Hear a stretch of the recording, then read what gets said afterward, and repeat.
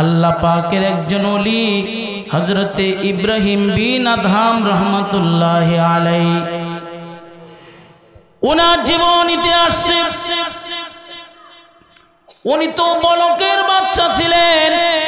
সেই বাদশাহী ছেড়ে দিয়ে জঙ্গলার ভিতরে ঘুরে ঘুরে আল্লাহ পাকের ইবাদত বন্দেগী করেছে। এক পর্যায়ে তিনি বাইতুল্লাহ শরীফে হজ করতে গেলেন। হজ করতে যাওয়ার পরে হজের সমস্ত নিয়ম কানুনগুলো কমপ্লিট করে অর্থাৎ হজ আদায় করার পরে তিনি নিয়ত করলেন আমি একটু বাইতুল মুকদ্দাস যাব।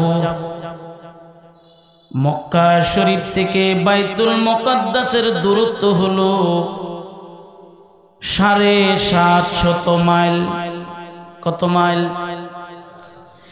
750 মাইল রাস্তা তিনি অতিক্রম করবে। সেখানে যাওয়ার জন্য নির্দিষ্ট কোনো গাড়ির ব্যবস্থা নাই, রাস্তাঘাটে কোনো যানবাহন নাই, কিভাবে যাবেন? কিন্তু যাওয়ার জন্য তো আল্লাহর বুজুর্গ বান্দা তিনি নিয়ত করে ফেলেছেন যাবেন। হঠাৎ করে নিয়ত করে পাশের বাজার থেকে 1 কেজি খেজুর কিনেছে। তিনি মনে মনে চিন্তা করে এখান থেকে 2টা খেজুর খাবো, কয়েক মাইল হাঁটবো, একটা মসজিদের বারান্দায় শুয়ে থাকবো, আবার 2টা খেজুর খাবো, একটু পানি খাবো, আবার কয়েক মাইল হেঁটে এক মসজিদের বারান্দায় স্কুলের বারান্দায় শুয়ে রেস্ট করব। এভাবে নিয়ত করেছে। দোকান থেকে 1 কেজি খেজুর কিনলো। ওই খেজুরটা প্যাকেটের ভিতরে ভরার সময় একটা খেজুর নিচে পড়ে গিয়েছিল। তিনি ভেবেছেন এই একটা খেজুর বোধহয় আমাকে দেওয়ার সময় আমার খেজুর থেকে নিচে পড়েছেন। এটা ভেবে ওই দোকানদারের কাছে না বলে ওই খেজুরটা ইব্রাহিম বিন আদহাম রহমাতুল্লাহি আলাইহি তিনি খেয়ে ফেলেছেন। আসলে এই খেজুরটা ছিল দোকানদারের। হযরত ইব্রাহিম বিন আদহাম রাহমাতুল্লাহি আলাইহি যেভাবে নিয়ত করেছেন ঠিক ওইভাবে খেজুর খেতে খেতে পানি খেতে খেতে রেস্ট করতে করতে তিনি 1 বছর 1 মাসে তিনি মসজিদে তিনি বাইতুল মুকদ্দাসে যায় উপস্থিত হয়ে গেলেন। 1 বছর হেঁটে হেঁটে 750 মাইল রাস্তা অতিক্রম করে তিনি বাইতুল মুকদ্দাসে চলে গেলেন। বাইতুল মুকদ্দাসে যাওয়ার পরে তিনি বড় ক্লান্ত। এই ক্লান্ত অবস্থায় বাইতুল মুকদ্দাসের বারান্দার মধ্যে ঘুমাইয়া গেছে। ঘুমের ঘরে স্বপ্নে দেখে 2 জন ব্যক্তি তার পাশে এসে উপস্থিত হয়ে গেছে। একজন ব্যক্তি ডেকে বলে ইনি কে? আরেকজন বলে ইনি হলেন বলকের বাদশা ছিলেন, এখন একজন জগৎ বিখ্যাত আল্লাহর ওলি হযরত ইব্রাহিম বিন আদহাম রাহমাতুল্লাহি আলাইহি। তখন ওই ব্যক্তি বলে আশ্চর্য হলো এই ব্যক্তির জন্য গত 1 বছরের কোনো ইবাদত আমার রব্বুল আলামিনের দরবারে কবুল হয় নাই। এই ব্যক্তি সফরের হালতে যতগুলো নামাজ আদায় করেছে, সফরের হালতে যতবার আল্লাহর গুণগান গেয়েছে, আল্লাহ পাকের নামের জিকির করেছে, তাসবিহ তাহলিল পাঠ করেছে, এই 1 বছরের কোনো ইবাদত আল্লাহ রব্বুল আলামিনের দরবারে কবুল হয় নাই। স্বপ্নটা দেখার পরে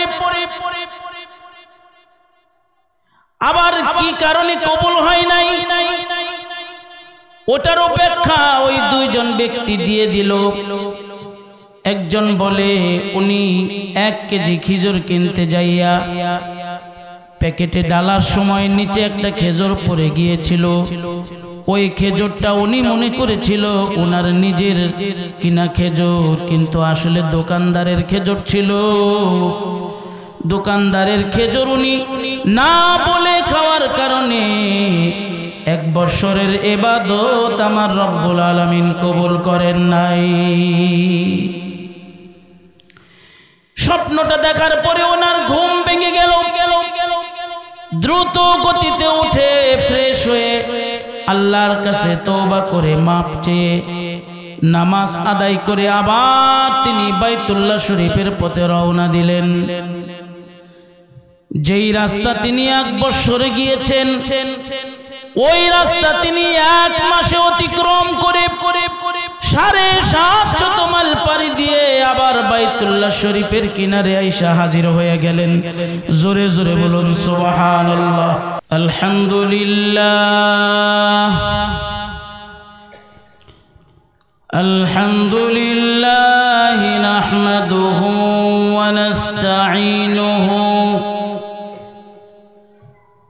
ওয়া নাস্তাগফিরুহু ওয়া নু'মিনু বিহি ওয়া নাতাওয়াক্কালু আলাইহি ওয়া নাউযু বিল্লাহি মিন শুরুরি আনফুসিনা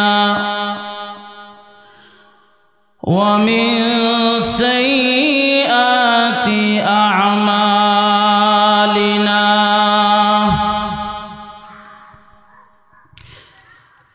মান ইয়াহদিহিল্লাহু ফালা মুদিল্লা লাহু ওয়া মান ইউদ্লিলহু ফালা হাদিয়া লাহু। ونشهد أن لا إله إلا الله وحده لا شريك له ونشهد أن سيدنا وحبيبنا ومولانا محمدا عبده ورسوله الذي أرسله بالحق بشيرا ونذيرا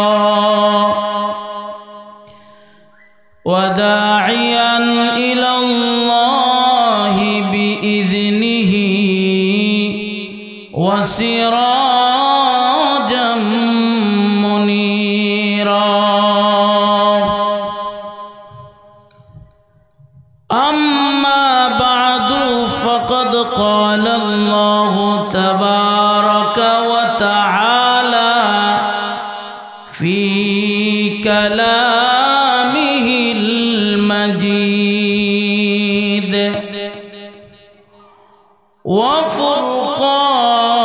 وفرقانه الحميد.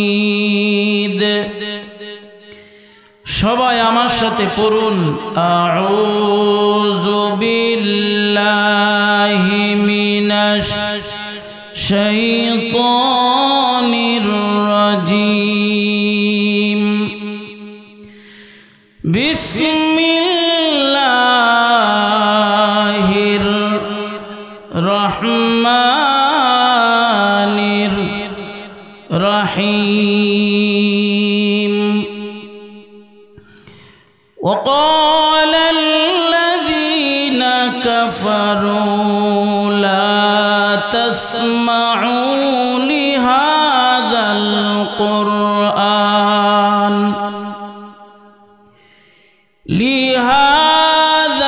القرآن والغوا فيه لعلكم تغلبون.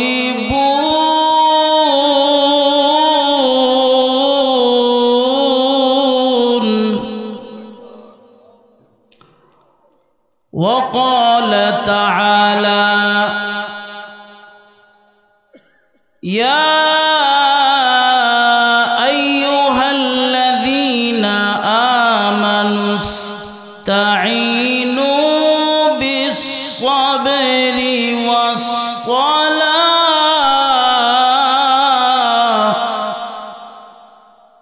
إن الله مع الصابرين.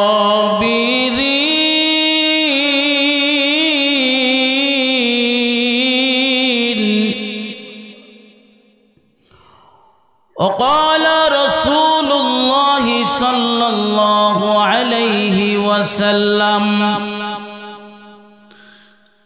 تركت فيكم أمرين لن تضلوا ما تمسكتم بهما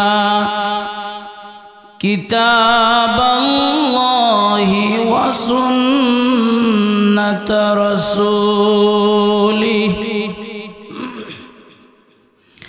أو كما قال عليه الصلاة والسلام. بلغ العلا بكماله كشف الدجى بجماله حسنت جميع خصاله صلوا عليه وآله.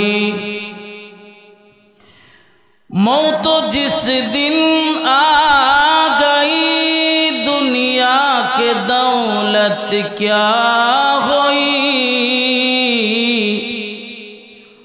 मौत जिस दिन आ गई दुनिया के दौलत क्या हुई.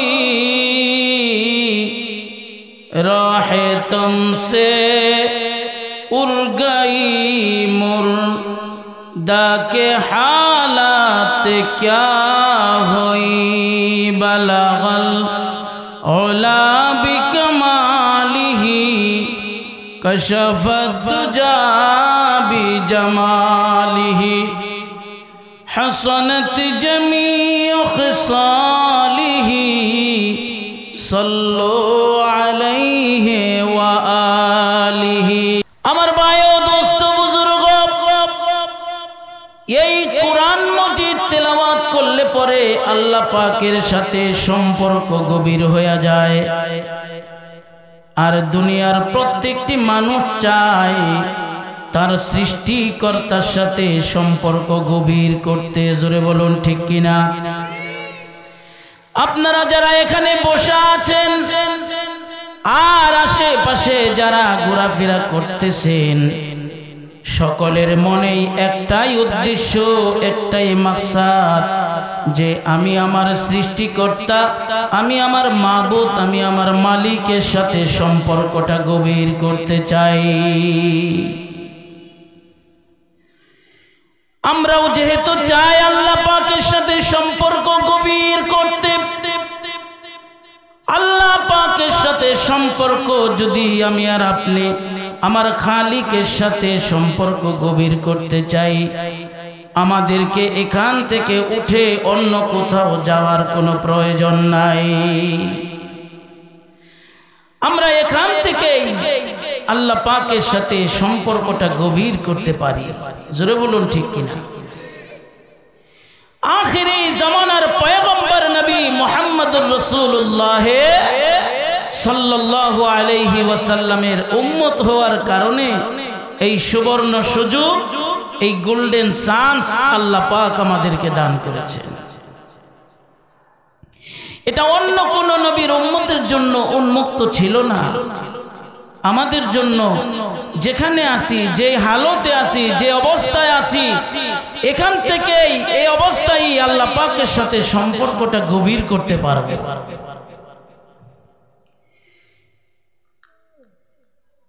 যেরকম সহজ অন্য কোন নবীদের জন্য ছিল না, অন্য কোন পয়গম্বরদের জন্য ছিল না, কিন্তু আমরা নবীও না, আমরা পয়গম্বরও না, আমরা হলাম আখিরি জামানার পয়গম্বরের উম্মত। উম্মতদের জন্য যত সুন্দর দয়া মেহেরবানি আল্লাহ পাক করেছেন, পয়গম্বরের জন্যও এত সুন্দর মেহেরবানি আল্লাহ করেন নাই।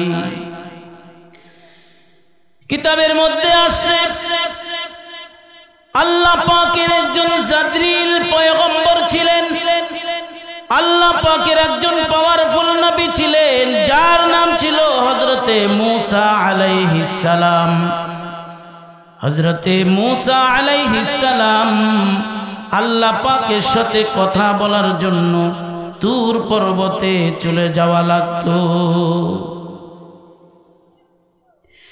জমিন থেকে 1.5 মাইল উপরে, জমিন থেকে 1.5 মাইল উপরে 3750টা সিঁড়ি অতিক্রম করে হযরতে মূসা আলাইহিস সালাম আল্লাহ পাকের সাথে কথা বলার জন্য উপস্থিত হয়ে গেল। উপস্থিত হয়ে রব্বুল আলামিনকে ডেকে বলেন, আল্লাহ, আমি তোমার পয়গম্বর, তোমার সাথে কথা বলার জন্য তোর পর্বতের চূড়ায় উঠে দাঁড়ায় গেলাম। আহকামুল হাকিমিন আল্লাহ পাক ডেকে বলেন, পয়গম্বর রে, তুমি কথা বলার জন্য তোর পর্বতে এসেছো, তুমি যেমন আমার সাথে কথা বলতে চাও, আমি রব্বুল আলামিন, আমি আহকামুল হাকিমিন মূসা তোমার সাথে কথা বলতে চাই। তুমি আমার সাথে কথা বলবে ও মূসা, আমি রব তোমার সাথেও কথা বলতে চাই। সুবহানাল্লাহ বলেন, সুবহানাল্লাহ। হযরতে মূসা আলাইহিস সালাম বলেন, ও রব্বুল আলামিন, তুমি আমার সাথে কথা বলবে, আমিও তোমার সাথে কথা বলতে ইচ্ছুক। এবার কথাটা আগে কে আরম্ভ করবে? হযরতে মূসা আলাইহিস সালাম বলেন, আল্লাহ, তুমি তো রব। জোরে বলেন, তিনি কে? আর একটু ভালো করে বলেন, তিনি কে? আল্লাহ আমার রব, এই রবি আমার সব। আল্লাহ আমার রব, এই রবি আমার সব। এই রব্বুল আলামিন তিনি হলেন রব, তিনি হলেন আল্লাহ। হযরতে মূসা আলাইহিস সালাম বলেন, তুমি তো রব, তুমি তো আল্লাহ, তুমি আগে কথা আরম্ভ করো, এরপরে না হয় আমি মূসা তোমার সাথে কথা বলবো। হযরতে কাজী সানাউল্লাহ পানিপতি রাহমাতুল্লাহি আলাইহি তিনি তিনার কিতাবের মধ্যে উল্লেখ করেছেন, তিনি বলেন, আল্লাহ রাব্বুল আলামিন হযরতে মূসা আলাইহিস সালামের সঙ্গে 1,40,000 ভাষায় কথা বলেছিল। সুবহানাল্লাহ। আর একটু আস্তে বলেন, ভয় লাগে, ভয় লাগে আপনাদের?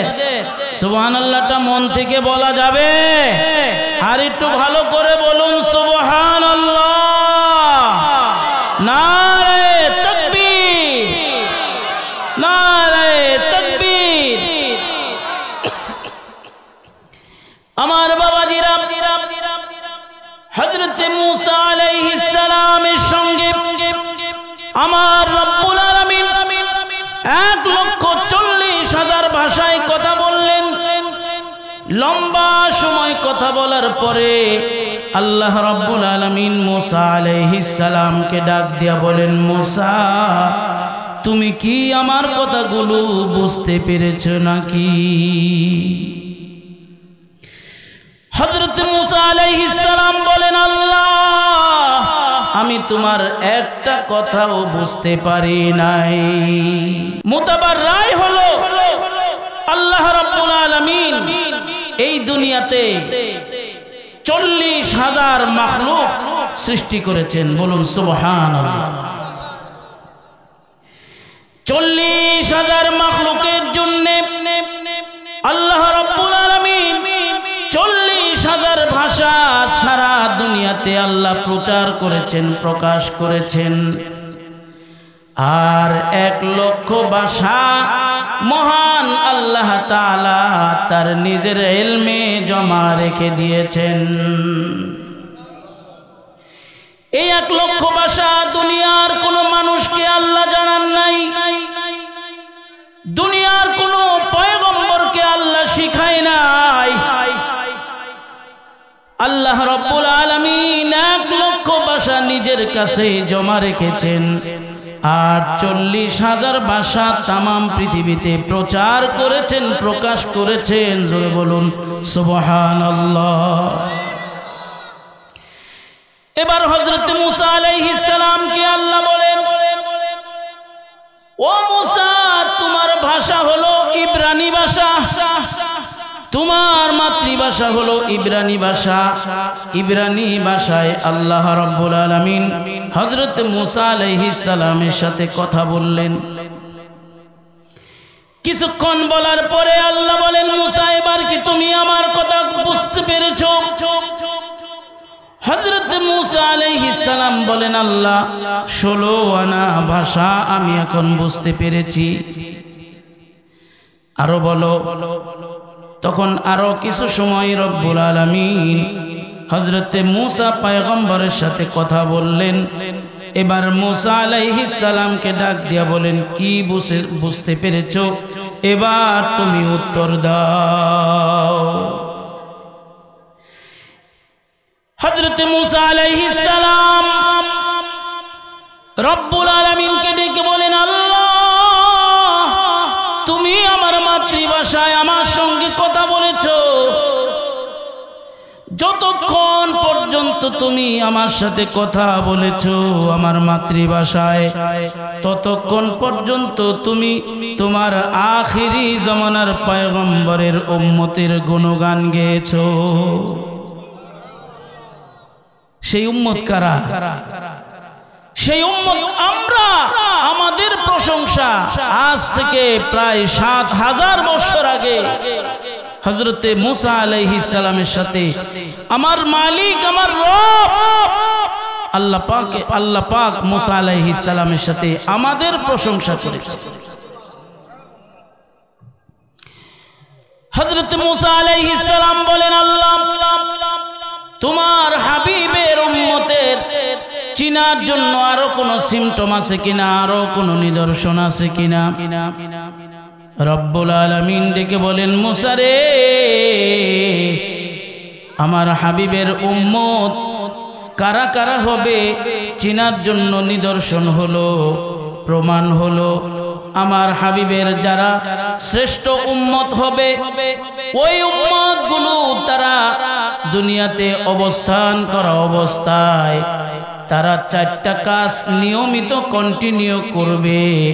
ওই কন্টিনিউ কাজগুলো যাদের ভিতরে পাওয়া যাবে বুঝতে হবে তারাই হলো আমার হাবিবের শ্রেষ্ঠ উম্মত। এই 4টা সিমটম হলো, 4টা নিদর্শন হলো, এই পয়গম্বরের উম্মত যারা হবে তারা যখন কোনো কাজ শুরু করবে, কাজের শুরুতে তারা পড়ে নিবে বিসমিল্লাহির রহমানির রহিম। প্রতিটি কাজ যখন শুরু করবে, শুরু করার পূর্বে যখন বিসমিল্লাহ বইলা কাজ শুরু করবে, ওই কাজটা কমপ্লিট করার দায়িত্ব আমার রব্বুল আলামিন নিজ হাতে গ্রহণ করে নিবে। কাজটা যখন শেষ করবে তখন তারা পড়ে নিবে আলহামদুলিল্লাহি রাব্বিল আলামিন। আশ্চর্য কোনো ঘটনা যদি সে শুনতে পায়, আশ্চর্যতম কোনো ঘটনা যদি তার সামনে ধরা পড়ে তখন সে পড়ে নিবে সুবহানাল্লাহ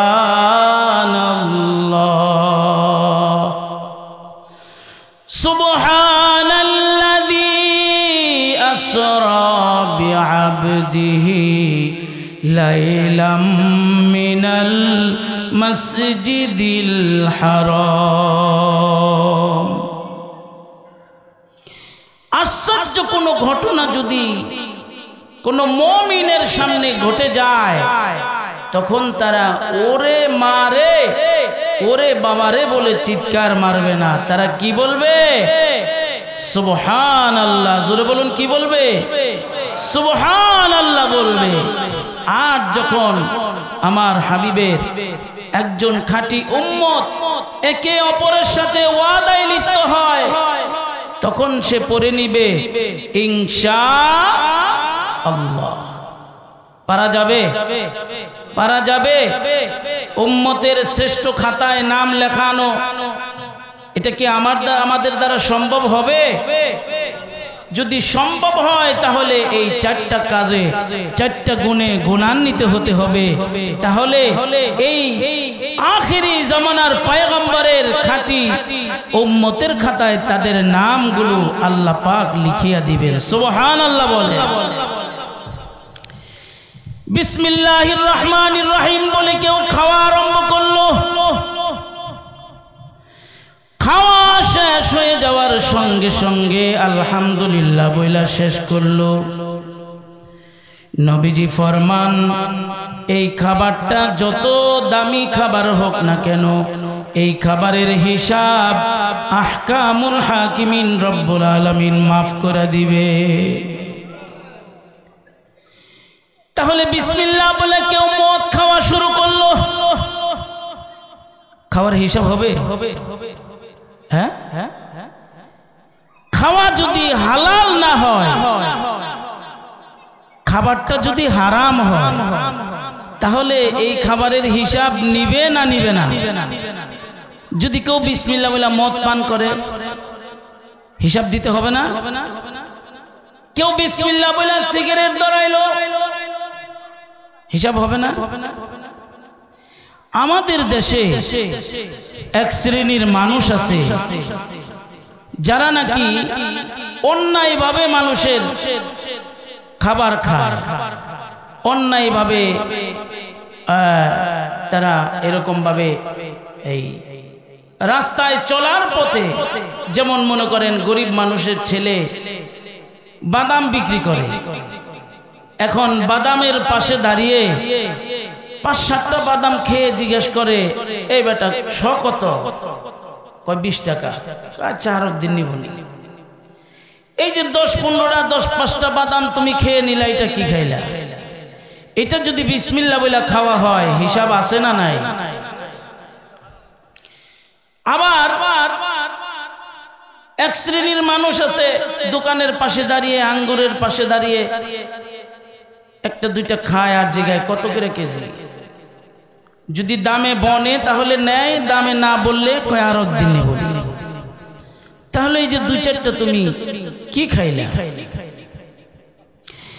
সাইকুল হাদিস আল্লামা আজিজুল হক রাহমাতুল্লাহি আলাইহি, যিনি ৬০ বছর পর্যন্ত বুখারী শরীফের দর্শ দিয়েছেন, এত বড় উঁচা মাপের একজন আলেম, এত বড় উঁচা মাপের একজন বুজুর্গনে দিন, তিনি বলেন, ও আল্লাহ পাকের বান্দারা, কোন ব্যক্তি যদি বাদামের দোকানের পাশে দাঁড়িয়ে ২-৪টা বাদাম খেয়েছে, আঙ্গুরের দোকানের পাশে দাঁড়িয়ে ২-৪টা আঙ্গুর খেয়ে ফেলেছে, এরপরে কিনে নাই, না কিনে দোকান থেকে চলে গেল, এই খাবারটা সম্পূর্ণরূপে হারাম খাবারের সাথে গণ্য হয়ে গেল। এই খাবার খাওয়ার পরে দেহের ভিতরে সামান্যতম যেই উপাদান তৈরি হয়েছে, এই উপাদান যতদিন পর্যন্ত দেহের ভিতরে থাকবে ততদিন পর্যন্ত তার কোনো ইবাদত আল্লাহ পাকের দরবারে কবুল হবে না। জোরে বলুন নাউজুবিল্লাহ। তাহলে এ ধরনের খাবার খাওয়া যাবে? জোরে বলুন খাওয়া যাবে। আবার এক শ্রেণীর মানুষ আছে সমাজে, দেখবেন জমির আইল ঠেলা পাঠা আছে না? আপনাদের এদিকে নাই, আমাদের ওইদিকে আছে। আপনার মনে করেন যে জমিটা আছে, এই জমি চাষ করার পরে 2 বিঘা জমি আছে, সেখানে আপনার এরকম 50 মণ ধান হয়েছে, এটা সিদ্ধ শুকনা করার পরে 40 মণ চাউলও হয়েছে। এই জমিটা চাষ করতে যাইয়া আপনি পাশের জমিওয়ালার একটা আইল ভেঙে দিলেন, ভেঙে দিয়ে ওখান থেকে 1 হাত জায়গা বা 2 হাত জায়গা আপনি দখল করে ফেললেন। এই 1 হাত 2 হাত জমির ভিতরে যে আবাদ হবে, যে ফসল হবে, ওই ফসলটা আপনার এই 50 মণ ধানের সাথে যদি লেগে যায়, তাহলে পুরা আবাদি ফসলটাই হারাম ফসল হিসেবে গণ্য হবে। আপনি এখান থেকে মনে করেন 5 মণ ধান বিক্রি করে তবলিগে গেছেন, যাওয়ার পথে আপনি আপনার বিবি বাচ্চা তাদেরকে বলে গেছেন যে এগুলি দিয়ে তোমরা চইলো, সংসার চালায়ও, আমি চলে গেলাম আল্লাহর পথে। এই যে আপনি 40 দিন পর্যন্ত আল্লাহ পাকের ঘরে ঘরে ঘুরে ঘুরে দাওয়াতের কাজ করেছেন, আপনার বিবি বাচ্চা ঘরের ভিতরে খাবার খেয়ে আল্লাহর ইবাদত বন্দেগীতে মশগুল ছিল, আল্লাহ পাকের ইবাদত বন্দেগীতে মশগুল ছিল। আপনি 40 দিন পর্যন্ত মসজিদে মসজিদে ঘুরে ঘুরে ইবাদত বন্দেগীতে লিপ্ত ছিলেন। পাশের জমিওয়ালার 1 হাত জায়গা দখল, অন্যায়ভাবে দখল করে নেওয়ার কারণে ওই যে সামান্য থেকে সামান্য ফসল উৎপাদন হয়েছে, ওই ফসলটা আপনার ফসলের সাথে লেগে যাওয়ার কারণে এই 40 দিনের ইবাদত বন্দেগী, বাড়িতে আপনার বিবি বাচ্চার ইবাদত বন্দেগী, সমস্ত ইবাদতগুলো আল্লাহর দরবারে কবুল হয় নাই। এজন্য ভাইয়েরা আমার, বাবাজিরা আমার, বড় সাবধান থাকতে হবে, সতর্ক থাকতে হবে। আল্লাহ পাকের একজন ওলি হযরতে ইব্রাহিম বিন আদহাম রহমাতুল্লাহি আলাইহি, ওনার জীবন ইতিহাসে উনি তো বলকের বাদশা ছিলেন, সেই বাদশাহী ছেড়ে দিয়ে জঙ্গলার ভিতরে ঘুরে ঘুরে আল্লাহ পাকের ইবাদত বন্দেগী করেছে। এক পর্যায়ে তিনি বাইতুল্লাহ শরীফে হজ করতে গেলেন। হজ করতে যাওয়ার পরে হজের সমস্ত নিয়ম কানুনগুলো কমপ্লিট করে, অর্থাৎ হজ আদায় করার পরে তিনি নিয়ত করলেন আমি একটু বাইতুল মুকদ্দাস যাব। মক্কা শরীফ থেকে বাইতুল মুকদ্দাসের দূরত্ব হলো 750 মাইল। কত মাইল? 750 মাইল রাস্তা তিনি অতিক্রম করবে। সেখানে যাওয়ার জন্য নির্দিষ্ট কোনো গাড়ির ব্যবস্থা নাই, রাস্তাঘাটে কোনো যানবাহন নাই, কিভাবে যাবেন? কিন্তু যাওয়ার জন্য তো আল্লাহর বুজুর্গ বান্দা তিনি নিয়ত করে ফেলেছেন যাবেন। হঠাৎ করে নিয়ত করে পাশের বাজার থেকে 1 কেজি খেজুর কিনেছে। তিনি মনে মনে চিন্তা করে এখান থেকে 2টা খেজুর খাবো, কয়েক মাইল হাঁটবো, একটা মসজিদের বারান্দায় শুয়ে থাকবো, আবার 2টা খেজুর খাবো, একটু পানি খাবো, আবার কয়েক মাইল হেঁটে এক মসজিদের বারান্দায়, স্কুলের বারান্দায় শুয়ে রেস্ট করব। এভাবে নিয়ত করেছে। দোকান থেকে 1 কেজি খেজুর কিনলো। ওই খেজুরটা প্যাকেটের ভিতরে ভরার সময় একটা খেজুর নিচে পড়ে গিয়েছিল। তিনি ভেবেছেন এই একটা খেজুর বোধহয় আমাকে দেওয়ার সময় আমার খেজুর থেকে নিচে পড়েছেন, এটা ভেবে ওই দোকানদারের কাছে না বলে ওই খেজুরটা ইব্রাহিম বিন আদহাম রহমাতুল্লাহ আলাইহি তিনি খেয়ে ফেলেছেন। আসলে এই খেজুরটা ছিল দোকানদারের। হযরত ইব্রাহিম বিন আদহাম রহমাতুল্লাহ আলাইহি যেভাবে নিয়ত করেছেন ঠিক ওইভাবে খেজুর খেতে খেতে, পানি খেতে খেতে, রেশ করতে করতে তিনি 1 বছর 1 মাসে তিনি মসজিদে, তিনি বাইতুল মুকাদ্দাসে যায় উপস্থিত হয়ে গেলেন। 1 বছর হেঁটে হেঁটে 750 মাইল রাস্তা অতিক্রম করে তিনি বাইতুল মুকাদ্দাসে চলে গেলেন। বাইতুল মুকাদ্দাসে যাওয়ার পরে তিনি বড় ক্লান্ত, এই ক্লান্ত অবস্থায় বাইতুল মুকাদ্দাসের বারান্দার মধ্যে ঘুমাইয়া গেছে। ঘুমের ঘরে স্বপ্নে দেখে 2 জন ব্যক্তি তার পাশে এসে উপস্থিত হয়ে গেছে। একজন ব্যক্তি ডেকে বলে ইনি কে, আরেকজন বলে ইনি হলেন বলকের বাদশা ছিলেন, এখন একজন জগৎ বিখ্যাত আল্লাহর ওলি হযরত ইব্রাহিম বিন আদহাম রহমাতুল্লাহ আলাইহি। তখন ওই ব্যক্তি বলে, আশ্চর্য হলো এই ব্যক্তির জন্য গত 1 বছরের কোনো ইবাদত আমার রব্বুল আলামিনের দরবারে কবুল হয় নাই। এই ব্যক্তি সফরের হালতে যতগুলো নামাজ আদায় করেছে, সফরের হালতে যতবার আল্লাহর গুণগান গেয়েছে, আল্লাহ পাকের নামের জিকির করেছে, তাসবিহ তাহলিল পাঠ করেছে, এই 1 বছরের কোনো ইবাদত আল্লাহ রব্বুল আলামিনের দরবারে কবুল হয় নাই। স্বপ্নটা দেখার পরে আবার কি কারণে কবুল হয় নাই ওটার অপেক্ষা ওই 2 জন ব্যক্তি দিয়ে দিল। একজন বলে উনি 1 কেজি খেজুর কিনতে যাইয়া প্যাকেটে ডালার সময় নিচে একটা খেজুর পড়ে গিয়েছিল। ওই খেজুরটা উনি মনে করেছিল ওনার নিজের কিনা খেজুর, কিন্তু আসলে দোকানদারের খেজুর ছিল। দোকানদারের খেজুর উনি না বলে খাওয়ার কারণে 1 বছরের ইবাদত আমার রব্বুল আলামিন কবুল করেন নাই। স্বপ্নটা দেখার পরে ওনার ঘুম ভেঙে গেল। দ্রুত গতিতে উঠে ফ্রেশ হয়ে আল্লাহর কাছে তওবা করে মাপ চেয়ে নামাজ আদায় করে আবার তিনি বাইতুল্লাহ শরীফের পথে রওনা দিলেন।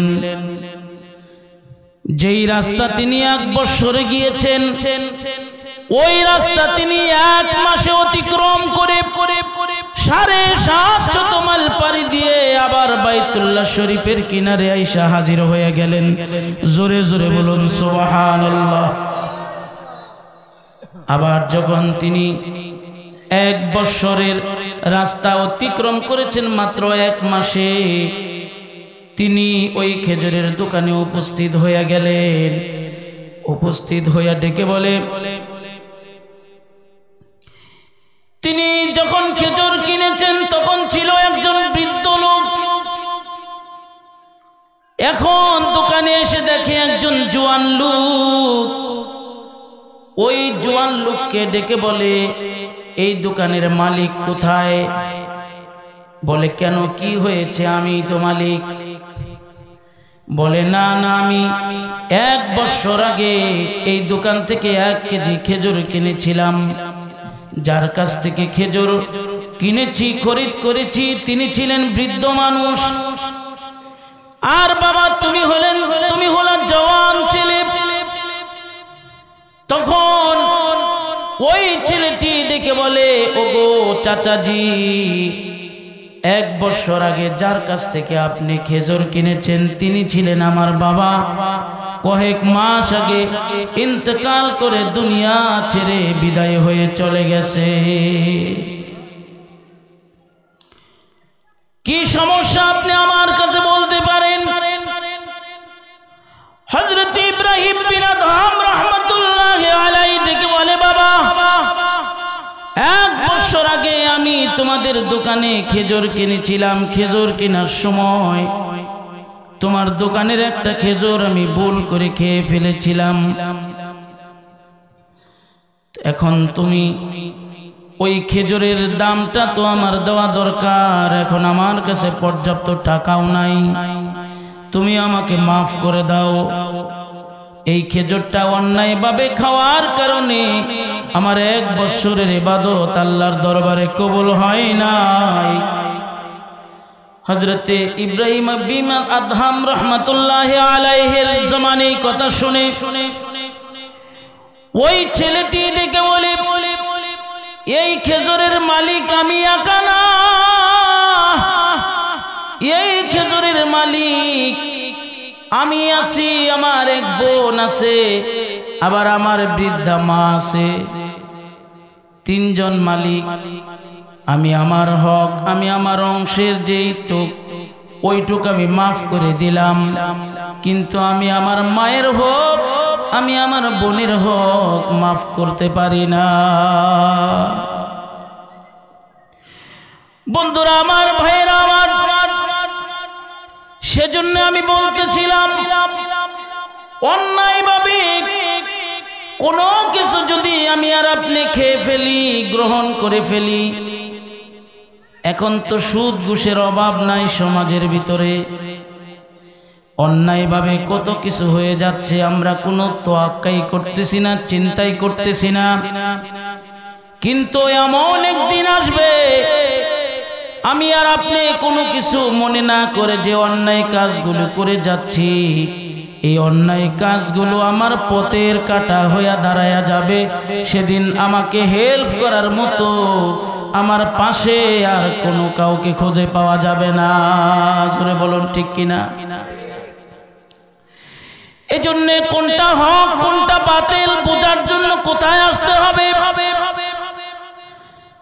হক আর বাতিলের পার্থক্য বোঝার জন্য একমাত্র আল্লাহর কোরআনের পথে আসতে হবে, নবীজির হাদিসের পথে আসতে হবে।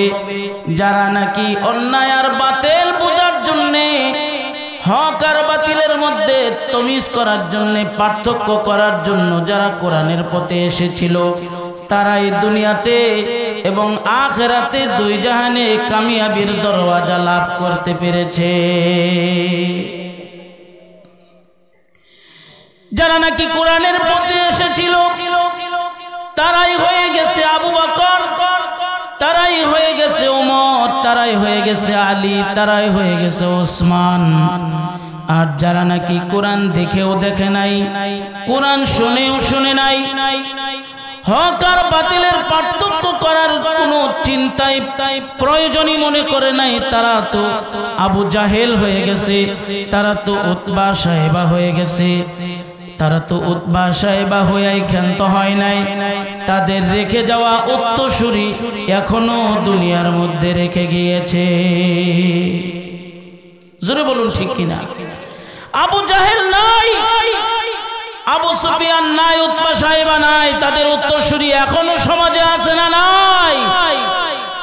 তারা যেরকম ভাবে কোরআনকে পছন্দ করে নাই, হাদিস পছন্দ করে নাই, তাদের শ্রেণীর এক শ্রেণীর মানুষ এখনো দুনিয়াতে বসবাস করতেছে, যারা নাকি কোরআনের প্রয়োজনই মনে করে না, মনে করে কোরআন আবার কি, এটা কি দরকার আছে?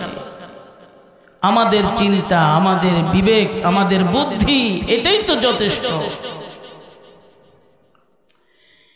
কিন্তু আমার ভাইরা, আমার বন্ধুগণ,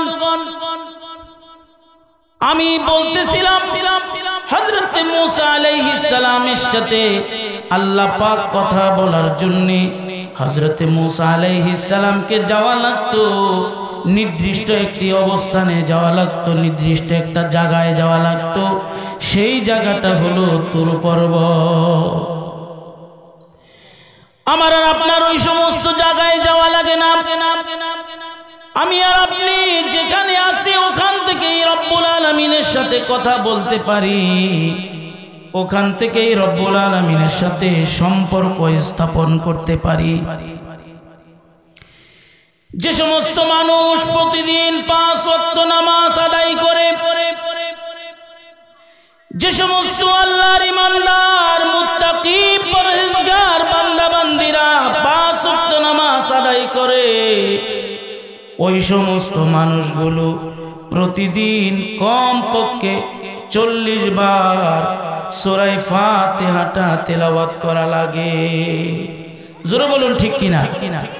সূরা ফাতিহা ছাড়া নামাজ হবে? জোরে বলুন নামাজ হবে?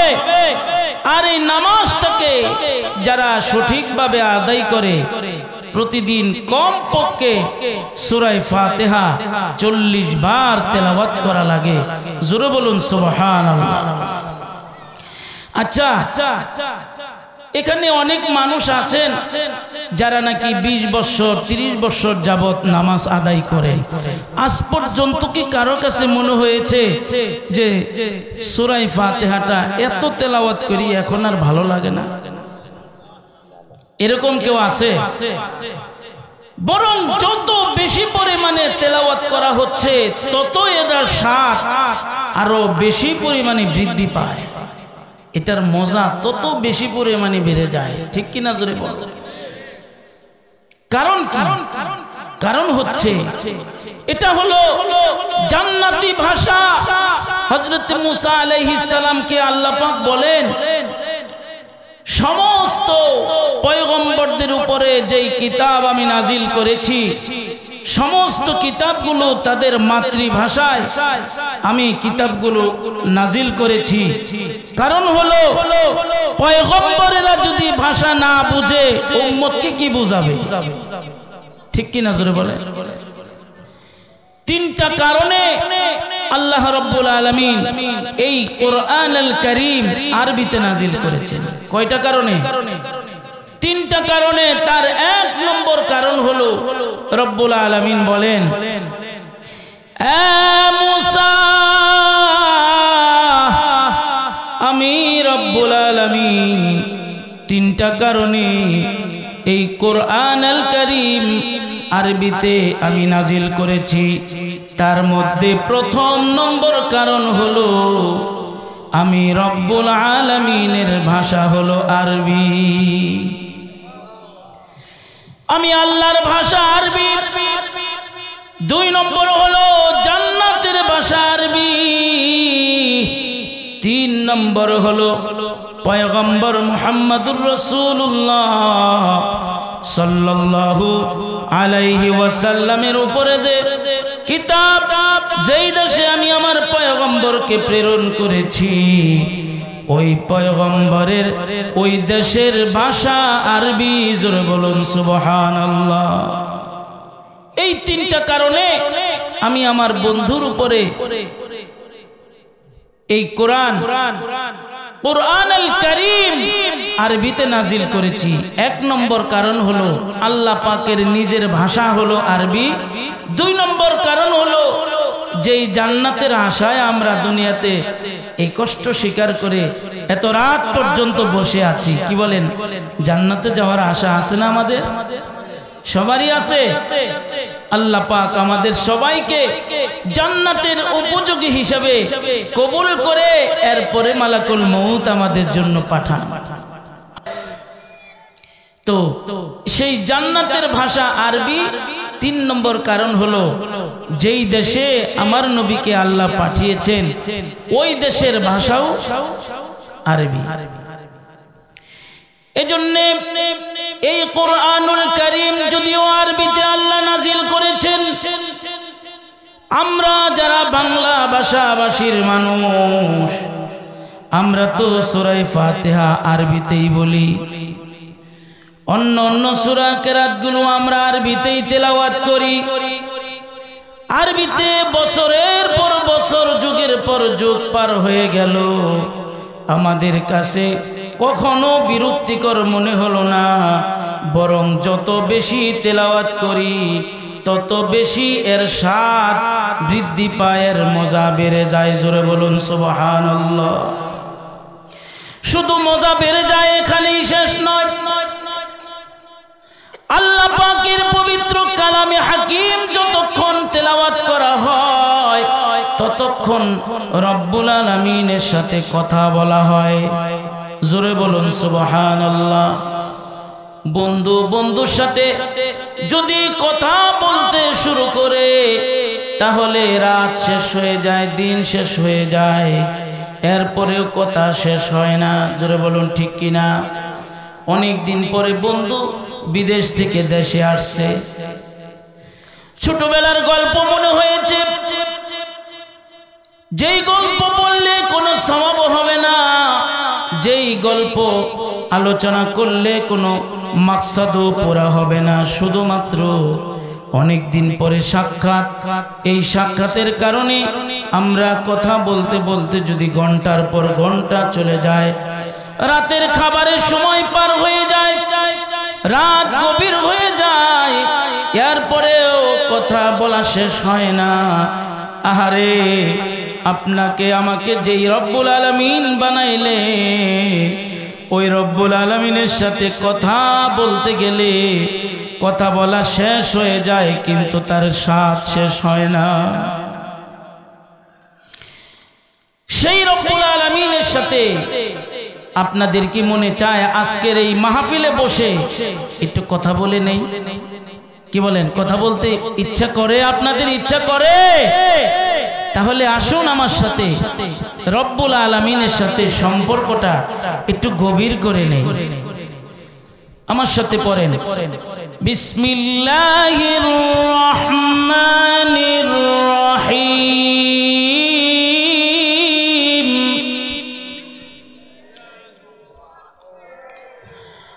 আলহামদুলিল্লাহি রাব্বিল আলামিন।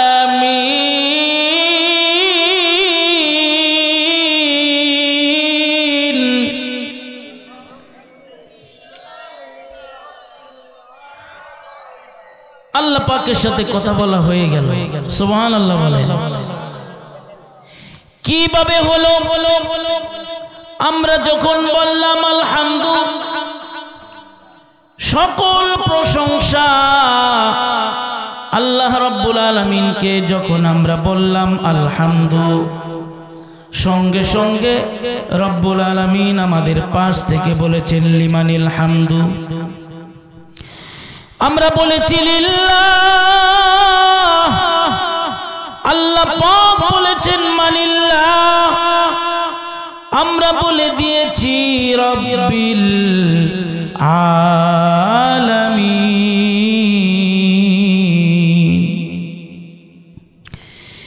আমরা যখন বলেছি আলহামদুলিল্লাহ, সকল প্রশংসা, তখন রব্বুল আলামিন আমাদের পাশ থেকে বলেছেন লিল্লাহ, আলহামদুলিল্লাহ। এই প্রশংসা তুমি কার জন্য করেছো? আমরা বলেছি আল্লাহ। সঙ্গে সঙ্গে রব্বুল আলামিন আমাদের পাশ থেকে বলেছেন কোন আল্লাহর প্রশংসা তুমি করেছো? আমরা বলে দিয়েছি রব্বিল আলামিন, যিনি দুনিয়া এবং আখিরাতের রব, যিনি রব্বুল আলামিন। আল্লাহ রব্বুল আলামিনের জন্য আমরা সেই প্রশংসা করেছি। জোরে বলুন সুবহানাল্লাহ। রব্বুল আলামিন বলেন বান্দারে, শুধু শুধু সূরা ফাতিহা নয়, শুধু শুধু সূরা বাকারা নয়, শুধু শুধু সূরা ইখলাস নয়, তুমি আমার কালামে হাকিমের পেজ খুলে আমার কালামে হাকিমের সূরাগুলো বের করে যেখান থেকে তোমার মনে চায় ওইখান থেকে তুমি তেলাওয়াত করবে। আমি রব্বুল আলামিন তোমার পাশ থেকে তোমার সাথে কথা বলতে থাকবো। তোমার সাথে আলাপ করতে থাকবো। জোরে বলুন সুবহানাল্লাহ। মক্কা নগরে কাফের মুশরিকেরা আমার নবীর উপরে যখন কোরআন শরীফ নাজিল হইতেছিল, তখন কাফের মুশরিকেরা এসে আমার নবীজিকে ডেকে বলে, ও আব্দুল্লাহর ছেলে মুহাম্মদ আমিন, তুমি যে আরবিগুলো তেলাওয়াত করে করে আমাদের শোনাচ্ছ, আমরা ইচ্ছে করলে এ ধরনের আরবি ইবারত বানায়া দেখাইতে পারবো। জোরে বলুন নাউজুবিল্লাহ। সম্ভব? কারো পক্ষে সম্ভব? ওই সময়ও ছিল না, বর্তমানেও সম্ভব না, ভবিষ্যতেও কুরআনুল কারীমের একটা জের জবর পরিবর্ধন করা